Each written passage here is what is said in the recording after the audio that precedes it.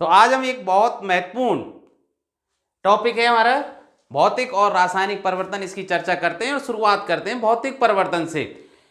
देखिए, ऐसे परिवर्तन जिनमें किसी पदार्थ की केवल भौतिक संरचना में परिवर्तन आता है, उसके रासायनिक संगठन में या उसकी रासायनिक प्रकृति में कोई अंतर नहीं आता, तो ऐसे परिवर्तन भौतिक परिवर्तन कहलाते हैं। अब आप कहेंगे सर परिवर्तन आया कहां? भौतिक गुणों में। और भौतिक गुणों से तात्पर्य क्या है कि पदार्थ देखने में, अर्थात उसकी आकृति में परिवर्तन हो सकता है, उसके आकार में परिवर्तन हो सकता है, उसकी माप में परिवर्तन हो सकता है, उसके रंग में परिवर्तन हो सकता है, सीधे सीधे कहें उसकी फिजिकल जो अपीयरेंस है, जो हमें वो दिखाई दे रहा है ना, उसमें अंतर आ सकता है, उसकी गंध में अंतर आ सकता है, उसके रंग में अंतर आ सकता है, ठीक है। लेकिन उसकी जो मूल रासायनिक गुण है उनमें कोई अंतर नहीं आना चाहिए। अर्थात ऐसे परिवर्तन जिसके पश्चात नया पदार्थ नहीं बने, कोई नया पदार्थ नहीं बनता है, वही पदार्थ रहता है, केवल उसके आकार या आकृति में, फिजिकल अपीयरेंस में परिवर्तन आ जाता है, भौतिक परिवर्तन कहलाते हैं। अब देखिए, दूसरी एक इसकी जो सबसे मुख्य विशेषता क्या है कि ये परिवर्तन पूर्णतः अस्थायी होते हैं। अर्थात परिवर्तन जो हमने किया था उसका कारण अगर हटा दिया जाए तो पदार्थ प्रारंभिक अवस्था में आ जाता है। अर्थात कहें ये परिवर्तन उत्क्रमणीय होते हैं। एक छोटा सा उदाहरण देखिए, पानी है। अब हम जानते हैं इसकी जो रासायनिक संरचना है वो क्या है? H2O। और ये किस अवस्था में है? द्रव अवस्था में। अब देखिए, अगर पानी को गर्म कर दिया जाए तो ये बन जाएगा वाष्प। अब वाष्प भी जल है। आप किसी पात्र में जल को लीजिए, उसको गर्म कीजिए, वाष्प बनेगा, और वाष्प जहां जा रही है उसके ऊपर एक और दूसरा पात्र लगा दीजिए तो जो पानी की बूंदों के रूप में गिरेगी वाष्प भी। तो वाष्प में भी हाइड्रोजन, मतलब वाष्प की अगर एक अणु की बात करें तो वो वाष्प का एक अणु भी हाइड्रोजन के 2 परमाणु और ऑक्सीजन के 1 परमाणु से मिलकर बना है। अर्थात इसका रासायनिक संगठन जैसे का तैसा है, हमने इसको गर्म करके। और अब आप एक बात देखिए, अगर वाष्प को वापस ठंडा कर दिया जाए तो क्या बन जाएगा भाई? जल बन जाएगा। ये गैस अवस्था थी भाई, इसको मैं गैस लिख देता हूं। अब एक बात और करें हम कि जल को ठंडा किया जाए तो बर्फ बन जाएगी। आप जानते हैं कि बर्फ में भी H2O होता है, और ये किस अवस्था में है? ठोस अवस्था में, ठीक है। और क्योंकि हमने क्या किया था, इसको ठंडा किया था, और अगर बर्फ को वापस गर्म कर दिया जाए तो ये पुनः क्या बन जाएगा? जल बन जाएगा। इसको गर्म किया था हमने। तो एक बहुत छोटा सा उदाहरण है कि ऐसे परिवर्तन जिनमें पदार्थ के केवल भौतिक गुणों में अंतर आता है, उसकी रासायनिक प्रकृति, रासायनिक गुण या रासायनिक संगठन में कोई परिवर्तन नहीं आता, और परिवर्तन के पश्चात जो पदार्थ बनता है वो कोई नया नहीं होता, वही पदार्थ होता है, केवल उसके आकार में परिवर्तन होता है। ये बात हमें ध्यान रखनी है। अब देखिए, इसके कुछ उदाहरण की बात करें हम तो देखिए, सबसे पहले तो यही सबसे बड़ा उदाहरण है कि जल से बर्फ का बनना या जल से वाष्प का बनना।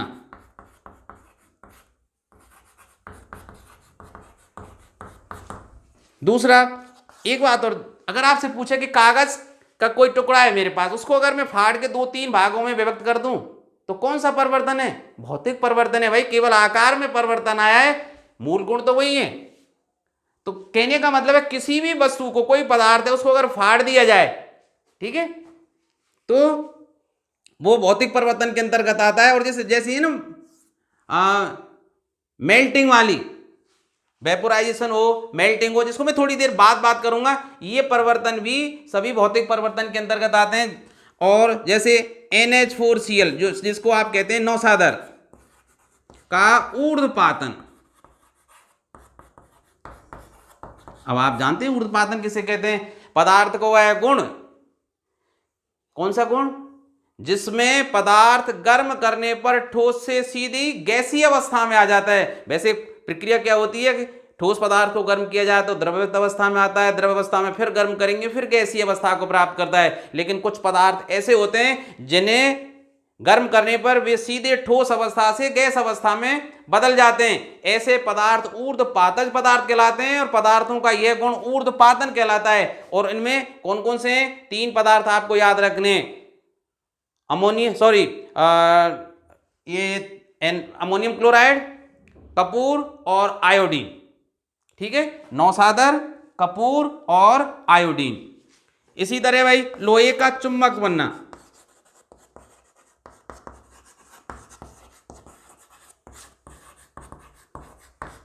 जैसे ये लोहे की कील है, अगर इसमें कुछ तांबे के तार लपेट दिए जाएं और उसमें करंट प्रवाहित कर दिया जाए तो लोहे की कील एक चुंबक का रूप धारण कर लेगी, अर्थात छोटी छोटी लोहे की वस्तुओं को आकर्षित करने लग जाएगी। और जैसे ही हम करंट को बंद करेंगे, धारा का प्रवाह बंद करेंगे, ये वापस से लोहे की कील रह जाएगी, अर्थात चुंबकत्व समाप्त हो जाएगा।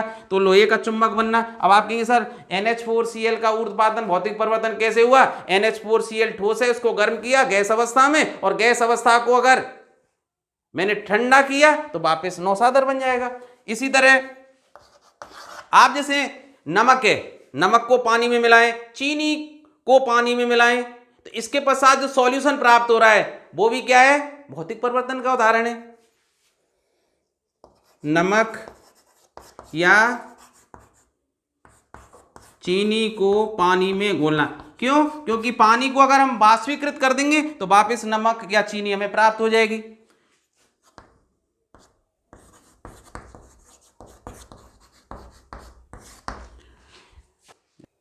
ऐसे ही कुछ उदाहरणों में, जैसे सोना, चांदी या तार है, इस धातु को अगर खींचा जाए तो इसके काफी लंबे तार बनाए जा सकते हैं, सोना हो, चांदी हो या तांबा हो। ठीक है, तो ये भी किसका उदाहरण है? भौतिक परिवर्तन का उदाहरण है। इसी तरह जैसे तौलिया है हमारी, अगर वो पानी को अवशोषित कर ले तो भौतिक परिवर्तन है, क्योंकि बाद में उसको सुखाने पर पानी वाष्प बनकर उड़ जाता है, तौलिया तौलिया की तरह रह जाएगी। ठीक है, तो ये सभी उदाहरण क्या है? भौतिक परिवर्तन के उदाहरण है। सीधी सी बात है, किसी भी पदार्थ को काटना, कटिंग, किसी पदार्थ को फाड़ना, टीयरिंग, पिघलाना, ये सब भौतिक परिवर्तन के अंतर्गत आते हैं। कहने को तो ये भौतिक परिवर्तन है या भौतिक क्रियाएं, लेकिन वास्तविकता देखी जाए तो इसमें कोई क्रिया नहीं होती, क्योंकि इन परिवर्तनों के पश्चात कोई नया पदार्थ प्राप्त नहीं होता है, वही पदार्थ होता है, केवल उसका आकार परिवर्तित हो जाता है। अब मैं एक छोटी सी बात आपको बताना चाहूंगा कि जो अवस्था में जो परिवर्तन होता है, ठीक है, उन अवस्थाओं को आपको ध्यान रखना है, परीक्षा की दृष्टि से महत्वपूर्ण है। तो देखिए, कुछ अवस्था में परिवर्तन इस प्रकार से हैं। नंबर 1 क्या हो सकता है कि पदार्थ की सॉलिड अवस्था अर्थात ठोस से, ठीक है, और द्रव अवस्था जिसको हम बोलते हैं लिक्विड प्राप्त हो, तो इसको क्या बोलते हैं भाई? मेल्टिंग अर्थात द्रवीकरण। तो ये भी हमेशा क्या होती है? भौतिक परिवर्तन के अंतर्गत आती है। इसी तरह अगर लिक्विड से गैस बनाई जाए तो इसको बोलते हैं वेपोराइजेशन, बाष्पीकरण। ठीक है। नंबर 3 क्या हो सकता है कि इसका उल्टा कर दिया जाए, अर्थात लिक्विड द्रव अवस्था से अगर हम बनाना चाहें, सॉलिड स्टेट प्राप्त करना चाहें, तो इसको क्या बोलेंगे भाई? इसको फ्रीजिंग बोलेंगे। फ्रीजिंग, ठीक है। और अगर ये हो कि गैस अवस्था से आप द्रव अवस्था प्राप्त करना चाहें, लिक्विड स्टेट प्राप्त करना चाहें, तो इसको बोलेंगे कंडेंसेशन।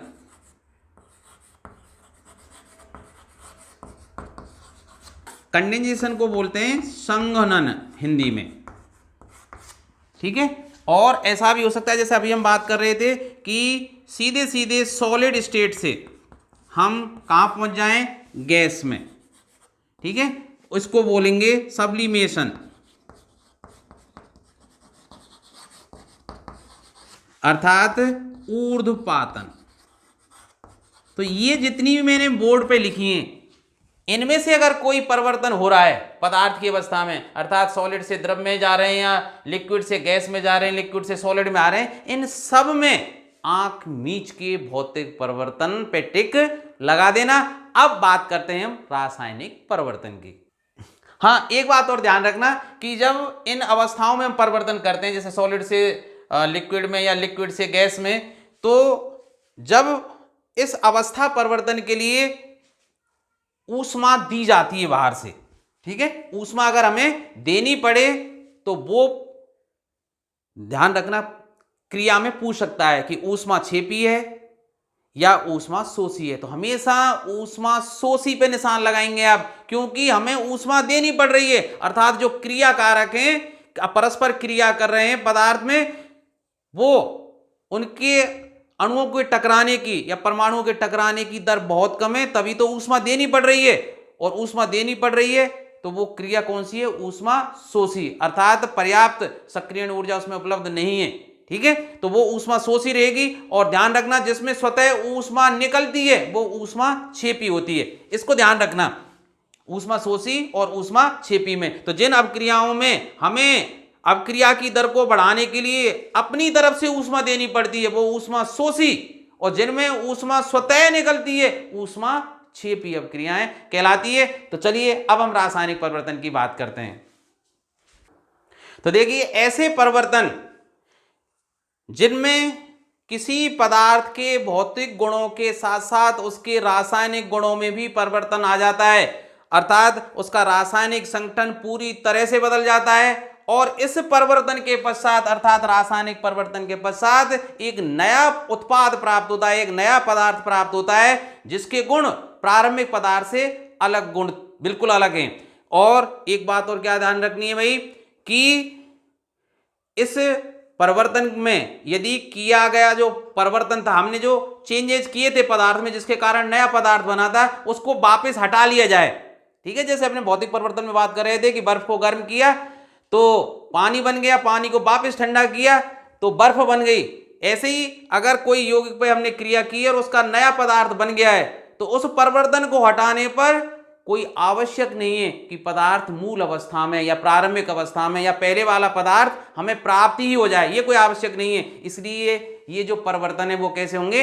अनुत्क्रमणीय परिवर्तन होते हैं। तो अगर आपसे कोई पूछे कि भाई रासायनिक परिवर्तन के मुख्य गुण क्या क्या हैं, नंबर 1, इस परिवर्तन के पश्चात बिल्कुल नया पदार्थ प्राप्त होता है। नंबर 2, किया गया परिवर्तन हटाने पर यह आवश्यक नहीं है कि पदार्थ मूल अवस्था में या प्रारंभिक अवस्था में पहुंची जाए, अर्थात पुराना वाला पदार्थ बनी जाए। नंबर 3, ये अनुत्क्रमणीय होते हैं। और सीधी सी बात है, ये परिवर्तन कैसे होते हैं? स्थायी होते हैं, अर्थात एक बार परिवर्तन हो गया तो वापस प्रारंभिक अवस्था में लौटना असंभव होता है। अब मैं बात करूं कि इसके कुछ उदाहरण सीधे, तो उदाहरण सबसे पहले आपके दिमाग में आ रहा होगा कि दूध से दही का बनना।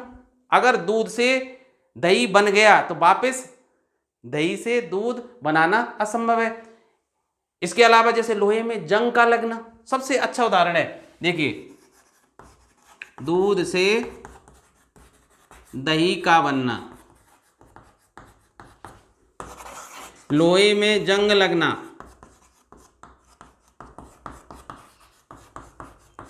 अब जैसे जितने भी हमारे ऊष्मा वाले ईंधन है, ठीक है, ऊष्मा जिनसे प्राप्त होती है, जैसे कार्बन का दहन में मानूं कि कार्बन को अगर जलाया जाए तो सीधे सीधे कार्बन डाइऑक्साइड गैस प्राप्त होती है। अब क्या कार्बन डाइऑक्साइड गैस से वापस कार्बन और ऑक्सीजन प्राप्त हो सकते हैं? नहीं हो सकते। इसलिए ये किसका उदाहरण है? रासायनिक परिवर्तन का। इसी तरह मैग्नीशियम का फीता अगर जलाया जाए तो वो तीक्ष्ण ज्वाला के साथ जलता है और एक सफेद पाउडर प्राप्त होता है। और आप जानते हैं रिएक्शन क्या होती है? Mg+O2 2MgO संतृप्त करने के लिए यहाँ भी 2 गुणा, ठीक है भाई। तो ये पदार्थ बन गया। अगर इसको मैं पानी मिलाऊं या कुछ भी करूं तो वापस मैग्नीशियम प्राप्त नहीं हो सकता। ये सब उदाहरण किसके हैं? रासायनिक परिवर्तन के। तो ऐसे परिवर्तन जिनमें पदार्थ के भौतिक गुणों के साथ साथ उसके रासायनिक गुण अर्थात उसकी रासायनिक प्रवृत्ति भी बदल जाती है, रासायनिक संगठन भी बदल जाता है, रासायनिक परिवर्तन कहलाते हैं। ऐसे परिवर्तन स्थायी होते हैं क्योंकि एक नया पदार्थ प्राप्त होता है और अनुत्क्रमणीय होते हैं।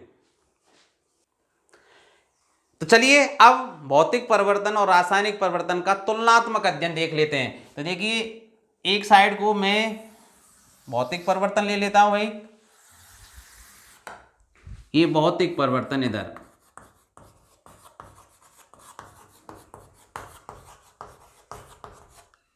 ठीक है, और इधर को रासायनिक परिवर्तन।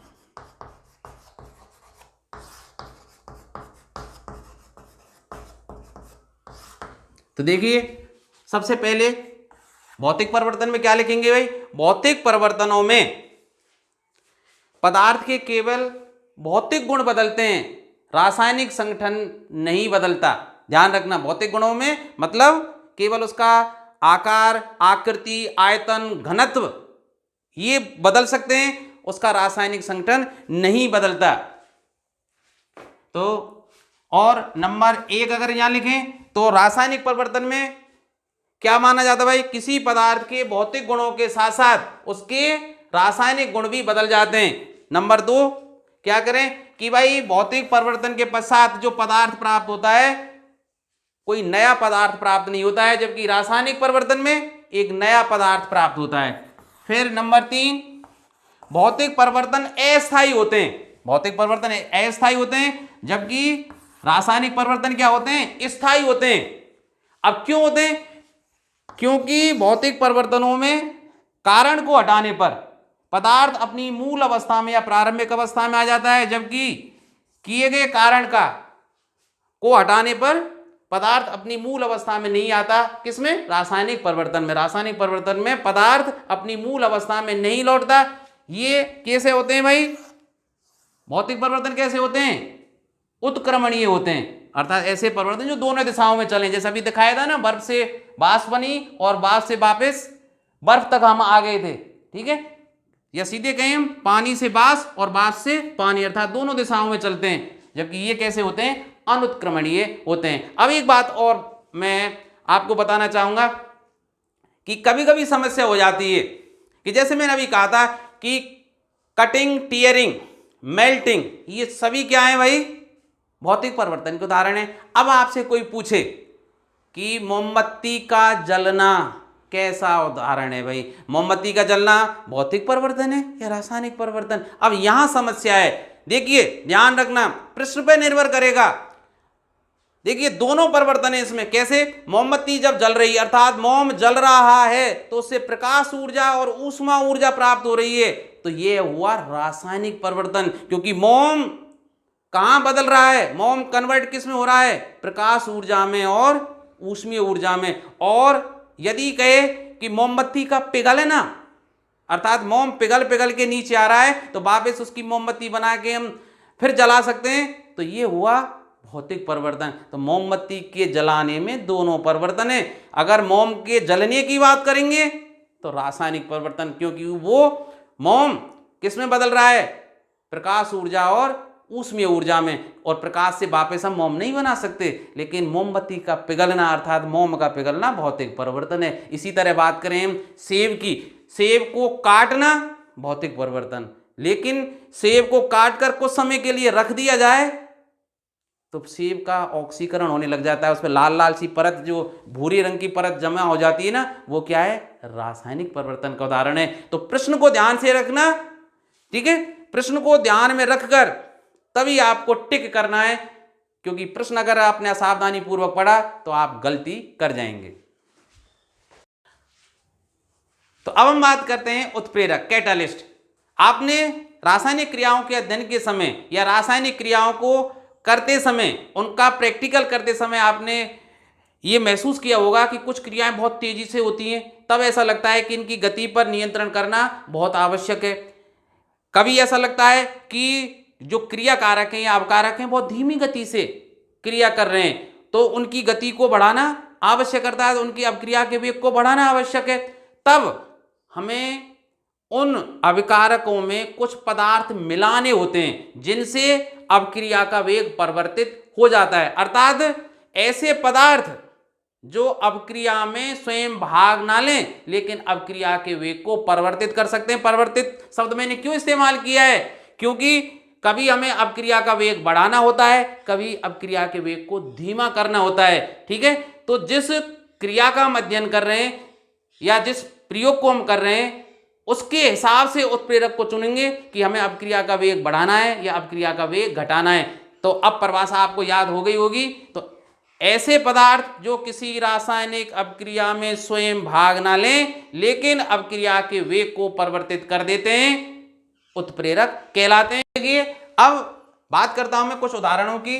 तो जैसे हम बात करें पोटेशियम क्लोरेट, तो पोटेशियम क्लोरेट को अगर अकेले गर्म किया जाए तो बहुत ज्यादा तापक्रम पर हमें ऑक्सीजन गैस की प्राप्ति होती है। लेकिन इसी पोटेशियम क्लोरेट में यदि सूक्ष्म मात्रा में MnO2 मिला दिया जाए तो ये बहुत कम तापक्रम पर क्रिया हो जाती है, बहुत आसानी से क्रिया होने लग जाती है। एक बात और कि MnO2 बहुत सूक्ष्म मात्रा में मिलाया जाता है और अभिक्रिया से पहले और अभिक्रिया के बाद MnO2 की मात्रा इतनी ही रहती है, अर्थात MnO2 के भार में कोई परिवर्तन नहीं आता। अर्थात MnO2 ने इस क्रिया में भाग नहीं लिया लेकिन अभिक्रिया की दर को बढ़ा दिया।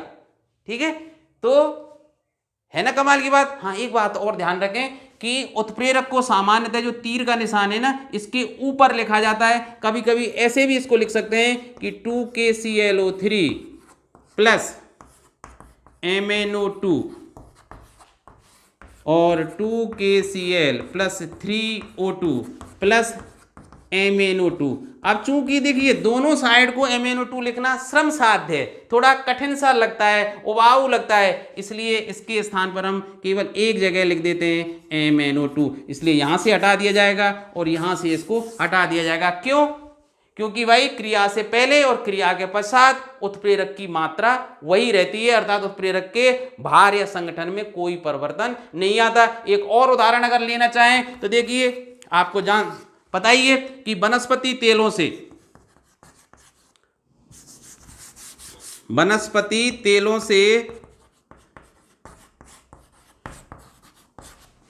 वनस्पति घी बनाने के लिए आप जानते हैं कि वनस्पति तेल में हाइड्रोजन गैस प्रवाहित की जाती है वनस्पति घी बनाने के लिए। लेकिन अगर सीधे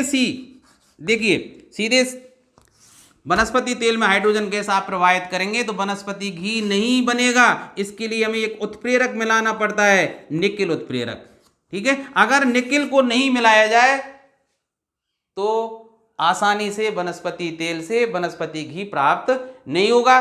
तो अब बात करते हैं उत्प्रेरक के गुण, अर्थात उत्प्रेरकों के क्या गुण होते हैं। तो जैसा मैं अभी बता रहा था, उत्प्रेरक केवल अभिक्रिया के वेग को परिवर्तित करता है, अर्थात अभिक्रिया के वेग में परिवर्तन के लिए उत्तरदायी होता है, स्वयं इसमें भाग नहीं लेता, अर्थात स्वयं के भार या संगठन में कोई परिवर्तन नहीं आता। दूसरी बात जो सबसे महत्वपूर्ण बात है कि उत्प्रेरक विशेष क्रिया के लिए अलग अलग होते हैं, अर्थात ऐसा नहीं है कि MnO2 जैसे अभी बात कर रहे थे कि हर क्रिया के लिए MnO2 जिसमें वेग बढ़ाना हो MnO2 का प्रयोग कर दें, या जब भी हमें कोई द्रव अवस्था से ठोस अवस्था में परिवर्तन करना हो निकेल उत्प्रेरक मिला दें, ऐसा नहीं है। हर क्रिया के लिए विशिष्ट उत्प्रेरक होता है। दूसरा कि उत्प्रेरक अधिक मात्रा में नहीं मिलाते हैं, उत्प्रेरक की एक सूक्ष्म मात्रा ही अभिक्रिया के वेग को परिवर्तित करने के लिए काफी होती है। अगली बात, एक महत्वपूर्ण बात कि उत्प्रेरक अग्र अभिक्रिया और पश्च अभिक्रिया दोनों को प्रभावित करता है। आप जानते हैं कि जब क्रिया कारक क्रिया करके क्रियाफल या उत्पाद बनाते हैं तो इधर की साइड जाने पर वो क्या कहलाती है, अग्र अभिक्रिया, और जब उत्पाद टूटकर वापस क्या बना दें, अभिकारक बना दें, रिएक्टेंट बना दें, तो वो क्या कहलाती है, प्रतीप अभिक्रिया कहलाती है। तो ध्यान रखना भाई कि उत्प्रेरक अग्र अभिक्रिया और पश्च अभिक्रिया दोनों को प्रभावित करते हैं, और ध्यान रखना भाई टेम्परेचर का भी इन पर प्रभाव पड़ता है। अब देखिए उत्प्रेरक के प्रकार। तो देखिए अवस्था के आधार पर उत्प्रेरक दो प्रकार के होते हैं भाई, दो प्रकार के होते हैं। नंबर एक समांगी उत्प्रेरक, समांगी।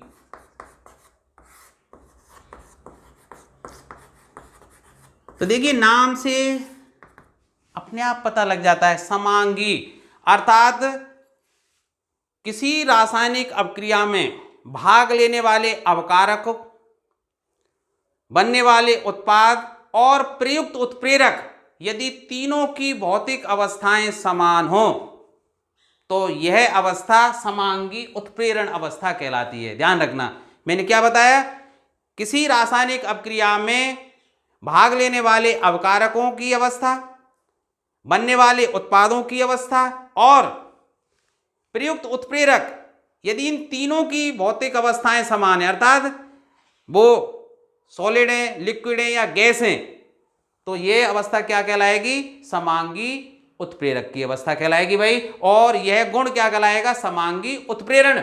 अब उदाहरण के लिए जैसे एग्जाम्पल एक लेते हैं हम कि आपको पता है कि सल्फ्यूरिक अम्ल बनाने की शीश कक्ष विधि है ना, सल्फ्यूरिक अम्ल बनाने की शीश कक्ष विधि में नाइट्रिक ऑक्साइड उत्प्रेरक प्रयुक्त किया जाता है। तो वो कैसे बनाया जाता है कि सल्फर डाइऑक्साइड गैस में, सल्फर डाइऑक्साइड गैस है, इसकी क्रिया कराई जाती है O2 से और क्या बनता है, सल्फर ट्राइऑक्साइड SO3, ये सल्फर ट्राइऑक्साइड बनती है, ये भी गैस है। तो देखिए भाग लेने वाले सल्फर डाइऑक्साइड और ऑक्सीजन दोनों गैस हैं, दोनों क्रियाकारक क्या है, गैसीय अवस्था में, उत्पाद भी क्या है, गैस अवस्था में, और जो प्रयुक्त उत्प्रेरक है NO नाइट्रिक ऑक्साइड वो भी क्या है, गैस में।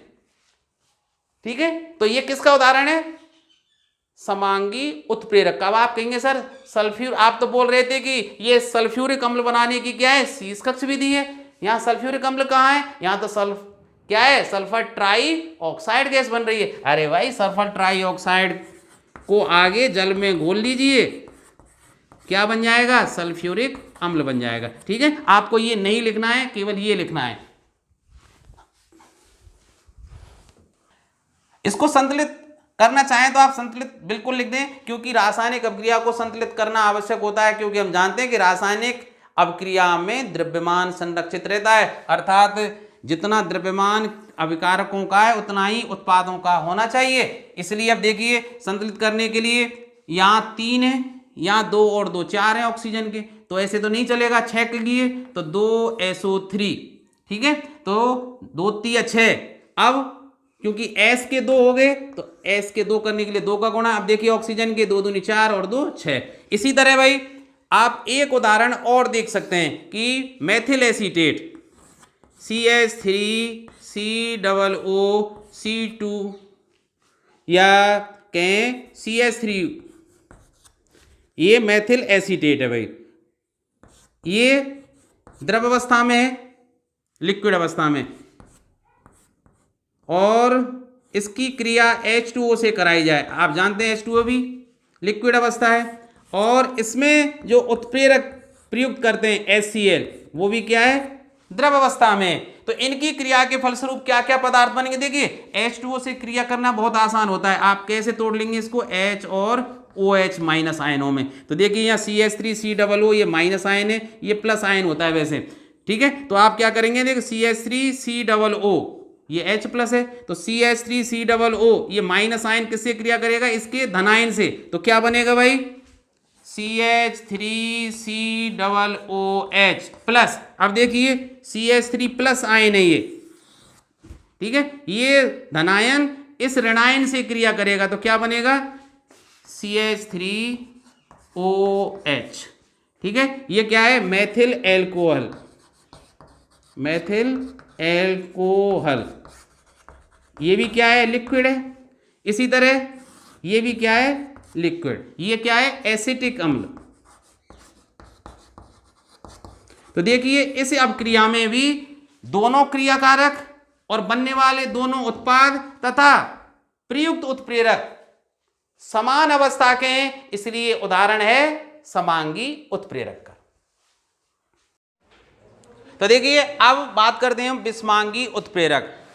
अब जैसा आप सोच ही रहे होंगे विषमांगी अर्थात विषम, इसका मतलब किसी रासायनिक अभिक्रिया में भाग लेने वाले क्रियाकारक, अभिक्रिया के पश्चात बनने वाले उत्पाद और प्रयुक्त उत्प्रेरक, इनकी भौतिक अवस्थाएं समान नहीं हो अर्थात भिन्न भिन्न हो, तो ऐसी अवस्था क्या कहलाती है? विषमांगी उत्प्रेरक। और ये गुण क्या कहलाएगा? विषमांगी उत्प्रेरण। ठीक है। अब जैसे इसका उदाहरण लें, अमोनिया बनाने की जो हेबर विधि है, ध्यान रखना ये अमोनिया बनाने की क्या है? हेबर विधि।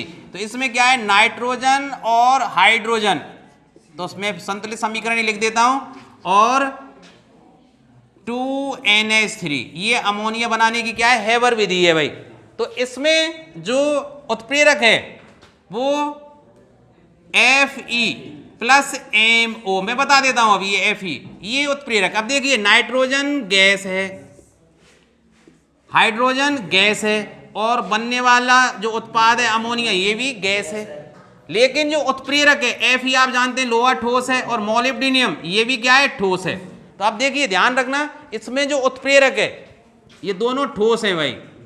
तो वैसे देखिए दोनों क्रियाकारक और उत्पाद और प्रयुक्त उत्प्रेरक, इन सब की भौतिक अवस्थाएं समान नहीं है, अर्थात भौतिक अवस्थाएं कैसी हैं? अलग अलग हैं। इसलिए ये किसका उदाहरण है? विषमांगी उत्प्रेरक का।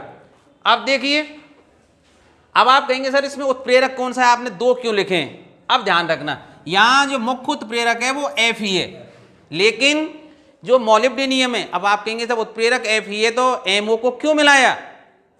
Fe की क्रियाशीलता को बढ़ाने वाला है ये पदार्थ, इसलिए MO क्या है? उत्प्रेरक वर्धक, अर्थात ऐसा पदार्थ जो प्रयुक्त उत्प्रेरक की क्रियाशीलता को बढ़ा दे, अर्थात और एक्टिव बना दे। हालांकि ना तो Fe सब क्रिया में भाग ले रहा है ना मोलिब्डेनम ले रहा है। ठीक है, दोनों क्रिया के पश्चात और क्रिया से पहले जैसे हैं वैसे ही रहेंगे। जैसे आपने गांवों में गांवों में क्या कहीं भी व्यक्ति देखे होंगे, अगर दो व्यक्तियों में मान लो लड़ाई हो रही है, तो ऐसा भी व्यक्ति हो सकता है कि इधर लगा दे और इधर लगा दे, और दोनों की जो लड़ाई हो रही है उसकी में तीव्रता ला दे। ठीक है, तो ये तो हुआ कि क्रियाशीलता को बढ़ाने वाले। अभी मैं बात करूंगा ऐसे भी उत्प्रेरक होते हैं जो अभिक्रिया के वेग को कम करते हैं, क्योंकि कभी कभी अभिक्रिया इतनी तेजी से होती है या इतना विध्वंसकारी भी अभिक्रिया हो सकती है जिसको कंट्रोल में करना, नियंत्रण में रखना अति आवश्यक होता है। तब ऐसे उत्प्रेरकों की आवश्यकता होती है जो अभिक्रिया के वेग को कम कर दें। ठीक है, तो अभी हम बात करेंगे अब कि क्रियाशीलता के आधार पर उत्प्रेरक कितने प्रकार के होते हैं। तो देखिए, अब क्रिया के आधार पर हम उत्प्रेरकों को विभाजित करने का प्रयास करेंगे और आपको समझाते हैं। तो देखिए, क्रिया के आधार पर जैसे मैं बता रहा था ना कि जो उत्प्रेरक हैं दो प्रकार के हो सकते हैं। वो कैसे? धनात्मक उत्प्रेरक और ऋणात्मक उत्प्रेरक। ऐसे उत्प्रेरक जो अभिक्रिया के वेग को बढ़ा दें वो धनात्मक उत्प्रेरक, और दूसरा सोचिए कि अभिक्रिया के वेग को कम कर दें या घटा दें, वो ऋणात्मक उत्प्रेरक। अब इनकी कहाँ जरूरत पड़ती है, एक एक उदाहरण लेके हम आपको बताते हैं। देखिए, धनात्मक उत्प्रेरक,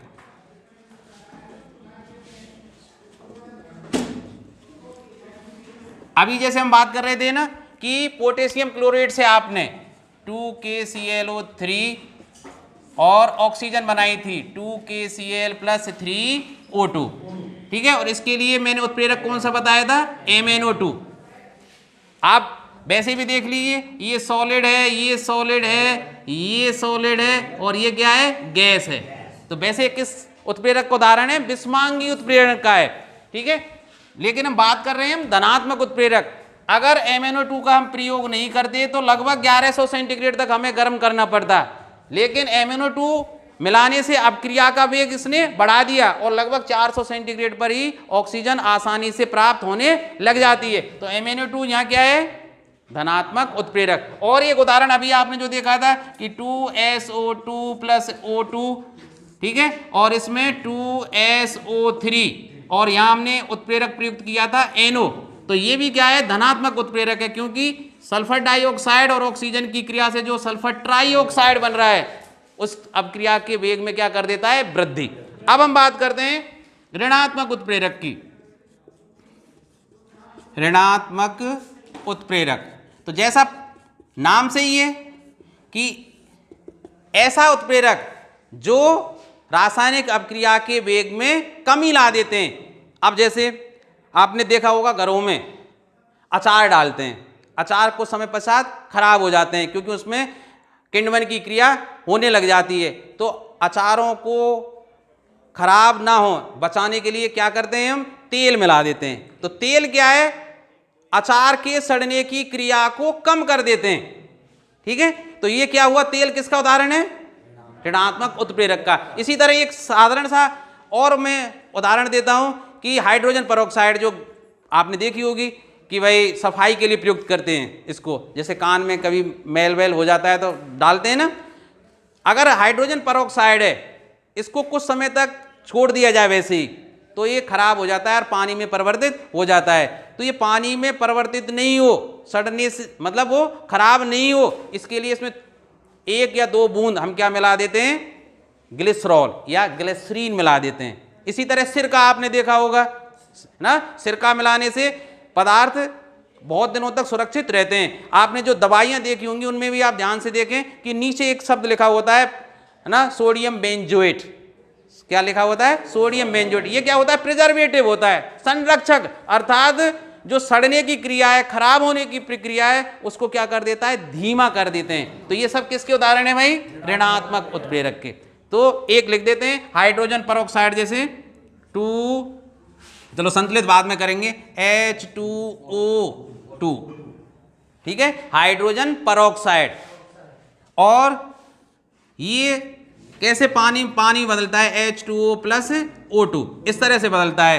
तो अब इसको मैं 2 का गुणा कर देता हूं और 2 का गुणा यहां। अब देखिए ऑक्सीजन के 4, 2 और 2 4, ठीक है।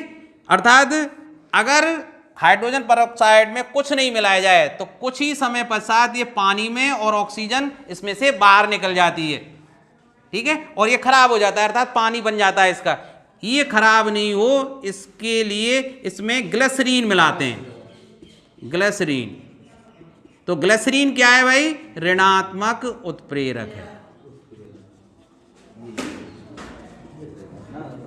देखिए एक उदाहरण और मैंने आपकी सामने लिख दिया है, ये क्लोरोफॉर्म है। अगर क्लोरोफॉर्म को खुला छोड़ दिया जाए तो वो वायु की ऑक्सीजन से क्रिया करके और विषैली गैस, ये फास्फीन गैस है भाई, फास्जीन, ठीक है, फास्जीन गैस, ये बहुत विषैली और दमघोंटू गैस है और इसके प्रभाव में तुरंत ही सजीव की मृत्यु हो जाती है। तो ये जल्दी क्लोरोफॉर्म खराब नहीं हो, इसको खराब होने से बचाने के लिए, अर्थात इसके ऑक्सीकरण की दर को कम करने के लिए हम एथिल एल्कोहल इसमें मिला देते हैं। तो इस प्रक्रिया में एथिल एल्कोहल एक ऋणात्मक उत्प्रेरक का कार्य करता है, अर्थात क्लोरोफॉर्म के ऑक्सीकृत होने की जो प्रक्रिया है उसको बहुत धीमा स्वतः उत्प्रेरक। देखिए जब अपक्रिया में बना उत्पाद ही उस रासायनिक अपक्रिया के लिए उत्प्रेरक का कार्य करता है तो उसे क्या कहते हैं, स्वतः उत्प्रेरक। और यह प्रक्रिया कहलाती है स्वतः उत्प्रेरण, ठीक है। इसका मतलब बाहर से कोई अलग से कोई पदार्थ हमें उत्प्रेरक के रूप में नहीं मिलाता। इसका मतलब प्रारंभ में जो अपक्रिया है वो धीरे धीरे होगी, लेकिन एक पर्टिकुलर जैसे ही उत्पाद बनता है तो वो उत्पाद उस अपक्रिया के लिए उत्प्रेरक का कार्य करने लग जाता है और एकदम से अपक्रिया तीव्र हो जाती है। मैंने इसके 2 उदाहरण आपके लिए पहले ही लिख रखे हैं। तो देखिए पहला उदाहरण देखिए कि जब पोटेशियम परमैंगनेट और ऑक्जेलिक अम्ल की परस्पर क्रिया कराई जाती है सल्फ्यूरिक अम्ल की उपस्थिति में, पोटेशियम परमैंगनेट की ऑक्जेलिक अम्ल से क्रिया कराई जाती है सल्फ्यूरिक अम्ल की उपस्थिति में, तो ये प्रारंभ में अपक्रिया धीरे धीरे होती है, लेकिन जैसे ही मैंगनीज सल्फेट उत्पाद बनता है एकदम से अपक्रिया की गति बढ़ जाती है या अपक्रिया की गति तीव्र हो जाती है। तो इससे क्या सिद्ध हो रहा है कि MnSO4 इस अपक्रिया के लिए उत्प्रेरक का कार्य कर रहा है। ये हमने बाहर से तो नहीं मिलाया था, अर्थात अपक्रिया में बना उत्पाद ही इस अपक्रिया के लिए उत्प्रेरक का कार्य कर रहा है, इसलिए किसका उदाहरण है ये, स्वतः उत्प्रेरक का। दूसरा उदाहरण देखिए, जैसे एथिल एसीटेट है, एथिल एसीटेट की क्रिया अगर जल से कराई जाए, अब आप कहेंगे सर ये क्रिया तो आपने थोड़ी देर पहले और बढ़ाई थी और इसमें HCl को आपने उत्प्रेरक के रूप में लिया था, वो बात अलग थी। अगर इसकी क्रिया एकदम से तेजी से शुरू करानी है हमें तो इसमें उत्प्रेरक अलग से मिला दीजिए HCl, लेकिन अगर इसको स्वतः क्रिया करने दिया जाए, एथिल एसीटेट को जल के साथ क्रिया करने दिया जाए तो प्रारंभ में ही अपक्रिया धीरे धीरे होगी, लेकिन जैसे ही एसिटिक अम्ल बनता है उत्पाद के रूप में, एकदम से अपक्रिया की दर बढ़ जाती है। अर्थात जैसे ही एसिटिक अम्ल बनता है ये स्वतः उत्प्रेरक का कार्य करता है और अपक्रिया की दर को बढ़ा देता है। तो इसका मतलब हमने बाहर से कोई उत्प्रेरक नहीं मिलाया, अपक्रिया की दर स्वतः बढ़ी, और किसने बढ़ाई? अपक्रिया में बने उत्पाद ने। तो ये उदाहरण है स्वतः उत्प्रेरक के। अब हम बात करते हैं जैव उत्प्रेरक की। जैव उत्प्रेरक, जैसा आप लोग जानते हैं हमारे शरीर में भी अनेक रासायनिक अपक्रिया चलते रहते हैं। हमने भोजन ग्रहण किया, भोजन के पाचन के समय अनेक अपक्रियाएं होती हैं। तो आप जानते हैं ना, शुरुआत में कहा जाता है कि भाई भोजन को चबा चबा कर खाना चाहिए। क्यों?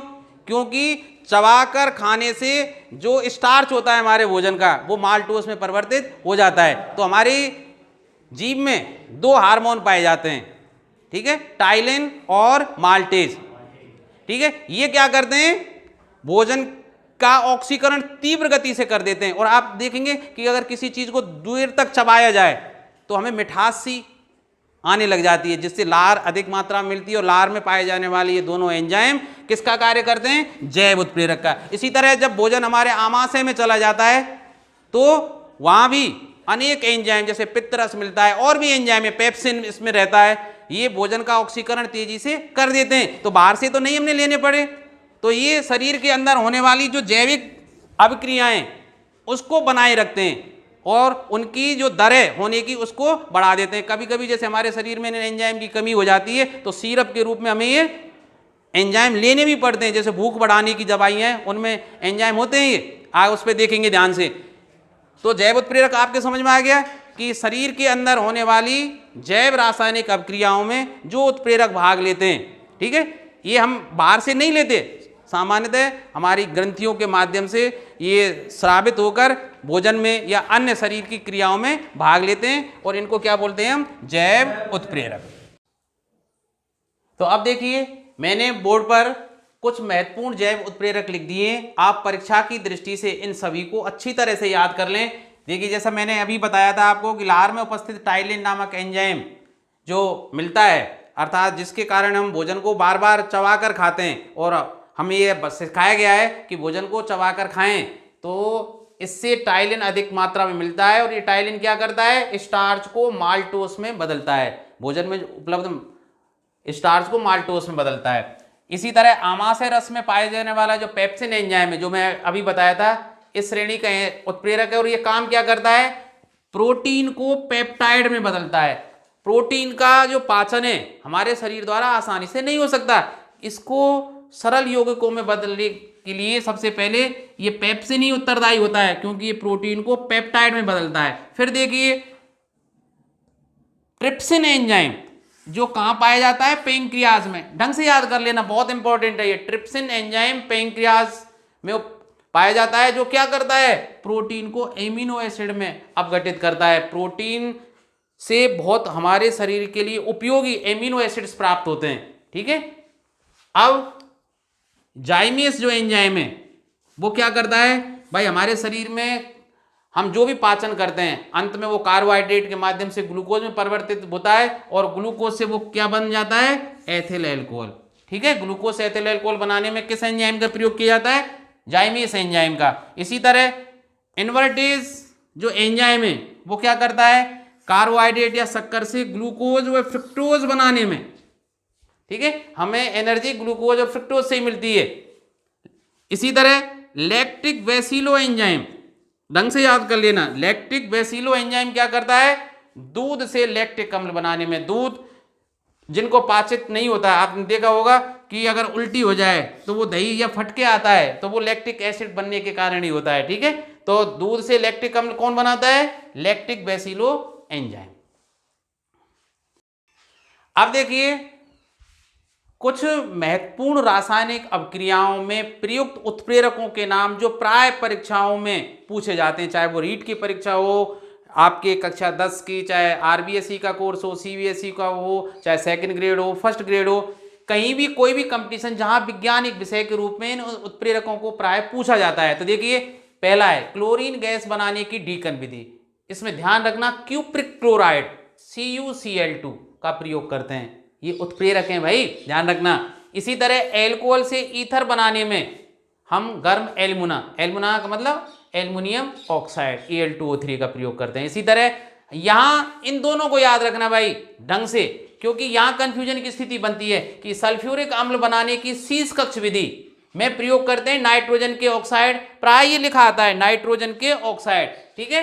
वास्तविक नाम क्या होता है इसका, नाइट्रिक ऑक्साइड अर्थात NO, पर परीक्षाओं में नाइट्रिक ऑक्साइड के स्थान पर ज्यादातर क्या लिखा आता है, नाइट्रोजन के ऑक्साइड। इसलिए तीनों में से कोई भी दिया हो, NO दिया हुआ चाहे नाइट्रोजन के ऑक्साइड, आप उसको टिक कर देना। इसी तरह ध्यान रखना भाई सल्फ्यूरिक अम्ल बनाने की संपर्क विधि, ये शीश कक्ष विधि है, ये संपर्क विधि है, और संपर्क विधि में ज्यादातर प्लेटिनम चूर्ण लिखा हुआ आता है, लेकिन कभी कभी प्लेटिनम चूर्ण के स्थान पर V2O5 वेनेडियम पेंटाऑक्साइड, ठीक है, लिखा आ जाता है। तो इन दोनों उत्प्रेरकों में से किसी एक का प्रयोग करते हैं हम, किसमें, सल्फ्यूरिक अम्ल बनाने की संपर्क विधि में। और ये क्या है, शीश कक्ष, और शीश कक्ष विधि में नाइट्रिक ऑक्साइड का उत्प्रेरक के रूप में प्रयोग करते हैं। अब देखिए इसको तो आप अच्छी तरह से रट ही गए होंगे कि अमोनिया गैस बनाने की हेबर विधि में लोह चूर्ण का प्रयोग करते हैं, और इसके साथ इसकी सक्रियता बढ़ाने के लिए अर्थात लोह चूर्ण की सक्रियता को बढ़ाने के लिए मोलिब्डेनम MO का भी प्रयोग करते हैं। तो मोलिब्डेनम क्या है, वहां ध्यान रखना उत्प्रेरक नहीं है, क्या है, उत्प्रेरक वर्धक, अर्थात ऐसा पदार्थ जो उत्प्रेरक की क्रियाशीलता को बढ़ा देता है। अब वनस्पति तेल से कृत्रिम घी बनाने में, अर्थात ये कौन सी क्रिया कहलाती है, हाइड्रोजनीकरण, क्योंकि वनस्पति तेल में हाइड्रोजन गैस प्रवाहित की जाती है निकेल उत्प्रेरक की उपस्थिति में, और क्या बनता है, वनस्पति घी या कृत्रिम घी।